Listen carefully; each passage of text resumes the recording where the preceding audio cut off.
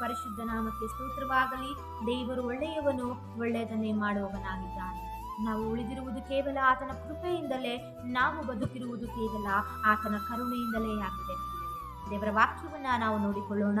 2 ಕೊರಿಂಥದವರಿಗೆ ಬರೆದ ಪತ್ರಿಕೆ 6ನೇ ಅಧ್ಯಾಯ 1ರಲ್ಲಿ ಹೀಗೆ ಬರೆದತೆ, ನಾವು ಆತನೊಂದಿಗೆ ಕೆಲಸ ನಡೆಸುವವರಾಗಿದ್ದು ನೀವು ಹೊಂದಿದ ದೇವರ ಕೃಪೆಯನ್ನ ವ್ಯರ್ಥ ಮಾಡಿಕೊಳ್ಳಬೇಡಿರೆಂದು ಎಚ್ಚರಿಸುತ್ತೇನೆ. ದೇವರ ವಾಕ್ಯವು ನಮ್ಮನ್ನ ಈ ರೀತಿಯಾಗಿ ಎಚ್ಚರಿಸುತ್ತಾ ಇದೆ.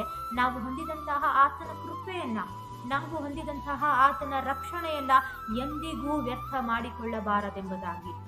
ಪ್ರಿಯರಾದ ದೇವರ ಮಕ್ಕಳೇ, ಕ್ರೈಸ್ತರಾದ ನಾವು, ದೇವ ಮಕ್ಕಳಾದ ನಾವು ಅನೇಕ ಸಂಕಟಗಳಲ್ಲಿಯೂ, ಅನೇಕ ಇಕ್ಕಟ್ಟುಗಳಲ್ಲಿಯೂ, ಪೆಟ್ಟುಗಳಲ್ಲಿಯೂ, ಕಲಹಗಳಲ್ಲಿಯೂ, ಸೆರೆಮನೆಯಲ್ಲಿ ಇದ್ದಾಗಲೂ ನಾವು ಬಹು ತಾಳ್ಮೆಯನ್ನು ತೋರುವಂತಹ ಸ್ವಭಾವವು ನಮ್ಮಲ್ಲಿದೆ. ಪ್ರಿಯರೇ, ಈ 6ನೇ ವಾಕ್ಯವನ್ನು ನಾವು ಮುಂದೆ ಓದುವವರಾಗಿದ್ದರೆ, ಶುದ್ಧ ಮನಸ್ಸು, ಜ್ಞಾನ, ದೀರ್ಘ ಶಾಂತಿ, ದಯೆ, ಪವಿತ್ರಾತ್ಮ, ಕಪಟವಿಲ್ಲದ ಪ್ರೀತಿ, ಸತ್ಯವಾಕ್ಯ, ದೇವರ ಮಹತ್ವ, ಇವುಗಳಿಂದ ನಾವು ಏನಾಗಿದ್ದೇವೆ? ಕೂಡಿದವರಾಗಿದ್ದೇವೆ. ಪ್ರಿಯರೇ, ಎಡಬಲಗೈಗಳಲ್ಲಿ ನೀತಿ ಎಂಬ ಆಯುಧಗಳನ್ನು ಧರಿಸಿಕೊಂಡವರು ಮಾನ, ಅವಮಾನ, ಕೀರ್ತಿ, ಅಪಕೀರ್ತಿಗಳನ್ನು ಹೊಂದಿದವರು ಆಗಿದ್ದೇವೆ.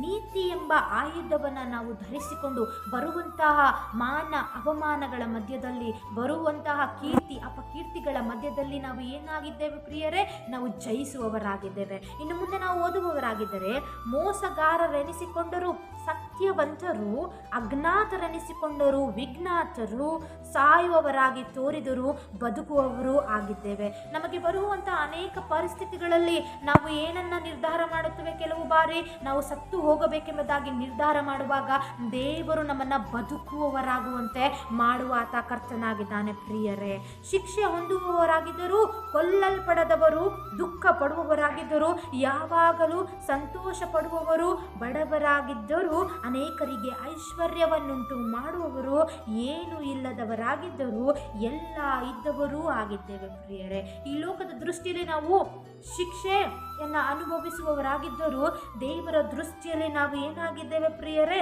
ಕೊಲ್ಲಲ್ಪಡದವರಾಗಿದ್ದೇವೆ, ದುಃಖ ಪಡುವವರಾಗಿದ್ದರು, ಯಾವಾಗಲೂ ಸಂತೋಷವನ್ನ ಹೊಂದುವವರಾಗಿದ್ದೇವೆ. ಪ್ರಿಯರೇ, ನಾವು ಏನು ಇಲ್ಲದವರಾಗಿದ್ದರು, ನಾವು ಬಡವರಾಗಿದ್ದರು, ಅನೇಕರಿಗೆ ಶ್ರೀಮಂತರನ್ನಾಗಿ ಮಾಡುವವರು, ನಾವು ಏನು ಇಲ್ಲದವರಾಗಿದ್ದರು, ನಾವು ಎಲ್ಲ ಇದ್ದ ಹಾಗೆ ದೇವರು ನಮ್ಮನ್ನ ಮಾರ್ಪಾಡು ಮಾಡಿದ್ದಾನೆ. ಪ್ರಿಯರೇ, ನಮಗಿರುವಂತಹ ಅನೇಕ ಪರಿಸ್ಥಿತಿಗಳ ಮಧ್ಯದಲ್ಲಿಯೂ, ನಾವು ಅನೇಕ ಸೋಲುಗಳ ಮಧ್ಯದಲ್ಲಿಯೂ, ಅನೇಕ ಅಪಕೀರ್ತಿಗಳ ಮಧ್ಯದಲ್ಲಿಯೂ ದೇವರು ನಮ್ಮನ್ನು ಏನು ಮಾಡುವವನಾಗಿದ್ದಾನೆ?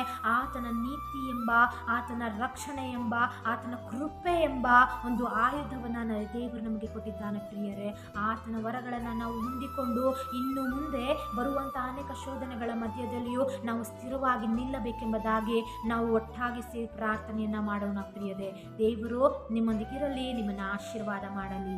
ಆಮೇಲೆ